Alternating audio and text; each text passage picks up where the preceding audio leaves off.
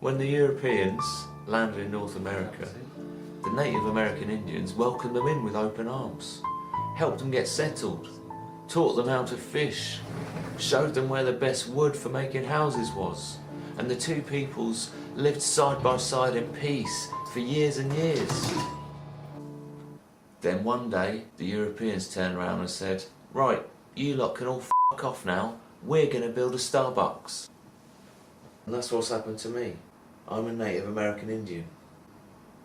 Shitting blood.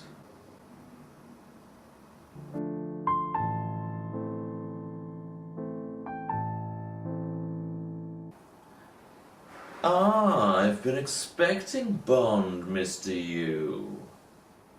No, I got that wrong. Can we do it again? Yeah, I moved house. Had to get out of that last place. The local community had turned against me. Thought I was the Spaniard. Huh! They said there were inconsistencies in my story. I said, you sound like my literary agent. Huh! No, I still haven't got a literary agent. I have been published though. My custody hell. Man wrongly accused of being the Spaniard serial killer. See? Wrongly. There it is in blue and white. Must be the truth. If it's in the Daily Mail. When have they ever been wrong about anything? Don't check. I'm not the Spaniard, Jared's the Spaniard. Since he's been in prison, no one else has been murdered. So that proves it. Well, a couple of people have been murdered in Hertfordshire, but that's miles away. And I can't drive, I couldn't get up there. I can drive, but I haven't got a car. I'd have to get the train from just up the road. It goes direct. But it'd take me half an hour to get up there. I'm not going to get the train and go and kill people, am I? I'd have to hire a car, and I'm not made of money. And I'll tell you what, if my ex-wife found out that I'd been hiring a car, driving up to Hertfordshire and killing people, she'd be livid. Because I used to make her do all the driving. I made that flat what it was. You couldn't buy that type of publicity. And my landlord, he should have taken the rough with the smooth, because he could have put that rent up to whatever he wanted and someone would have paid it because I'd lived there. Yes, you occasionally get feces posted through the letterbox, but that's a small price to pay. So give me back my deposit. How could I afford to buy this flat when I didn't even have a job? It's a fair question. Well, maybe I got an advance from a publisher. Did you ever think of that? No, I'm not saying I did. I'm just saying that's a possibility, and I don't know why you wouldn't have considered it, Simon. One thing you never knew about me is that I had one very valuable asset. And when that asset sadly passed away, I inherited a lot of his money because he didn't have any of his own human child assets. Yeah, good old Uncle Monty. Popped his clogs, and I got all his money. Not all of it. Some of it went to Cat's home, but he was always there for me, and now even in death he sorted me out. Almost makes what he did to me that Christmas worthwhile. What? Dunno. Oh, nothing.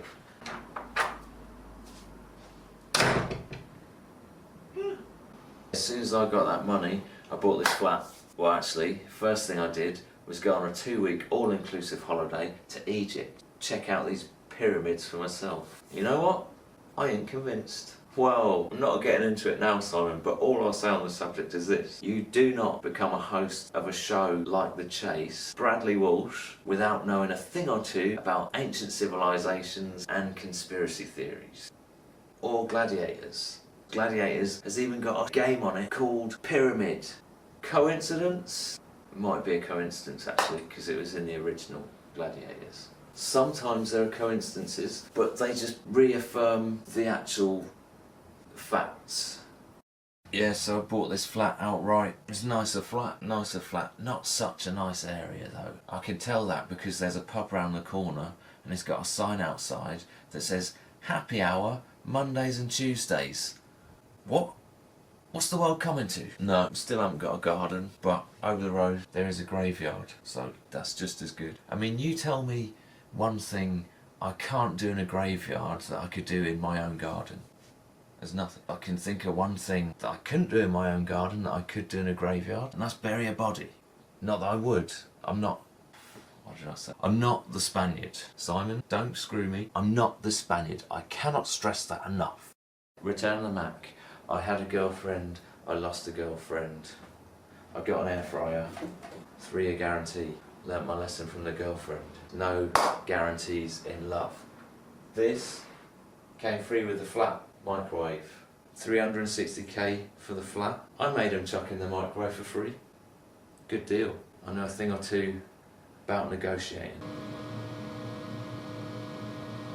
When you buy a property, what the surveyor, the vendor, the estate agent won't tell you is whether or not that property is haunted. This flat's haunted. There's a lot of strange things going on this planet. First the pyramids, and now this. Every night I hear this banging underneath me, and it's like somebody's walking upside down on the ceiling. And it usually happens the same time every night when I start playing the piano. Bang, bang, bang, bang, bang, bang. But the strange thing is, the flat underneath me is unoccupied.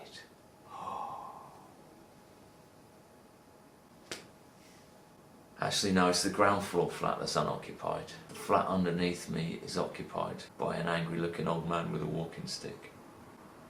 But there's other strange stuff as well. You'll see. No, I'm still not published. No one wants to publish the Whispering to Thomas trilogy. I'm over it, to be honest. You know, Van Gogh only sold one painting in his entire lifetime? Now everyone loves the Look, even I've got one. His famous water lilies. Yeah, so thanks to good old Uncle Monty, I no longer have any money worries. That's not entirely true. I could do with a bit more money to see me through to death.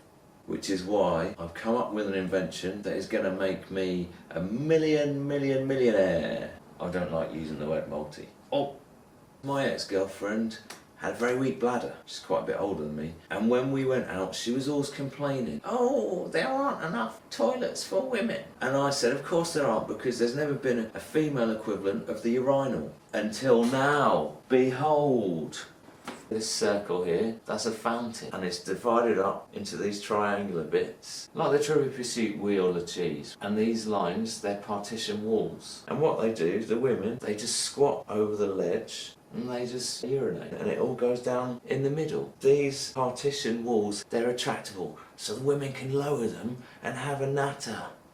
It'll be a right laugh on a hen do. I'm thinking of calling it the she-rhinal, or the her-rhinal, or, well, it's a work in progress. I just need to come up with a decent name, and I'm going to be a millionaire. It looks like a cake, and women love cake. Hello, is that Ms. Kimberly Clark? Oh. Well, my condolences to both families then, I guess. Anyway, could I speak to somebody in charge, please? With all due respect, I have an idea that is going to revolutionise feminism, so I'd rather not just tell it to the receptionist. CEO. My mistake. Alright, well, are you ready for my idea? It's called the Women's Piss Cake. Hello? Hello? Kimberly? Oh. Get me Armitage Shanks on the phone.